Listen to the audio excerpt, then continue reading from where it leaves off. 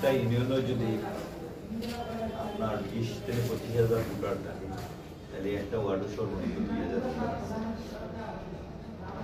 আমরা ওয়ার্ড পর্যায়ে কমিটিগুলারে গুরুত্ব দিই, আমরা মনে করি জিনিসটা, কিন্তু আপনারা বুঝতেই পারেন যে কমিটি পরিধি ছোট, হাত তো ছোট না, সম্মান তো ছোট না। আপনি যে সভাপতি, উপজেলা বিএনপির সভাপতি, সেম সভাপতি মর্যাদার দিকে, কিন্তু আপনার জনসংখ্যা কম, বাংলাদেশের বর্তমানে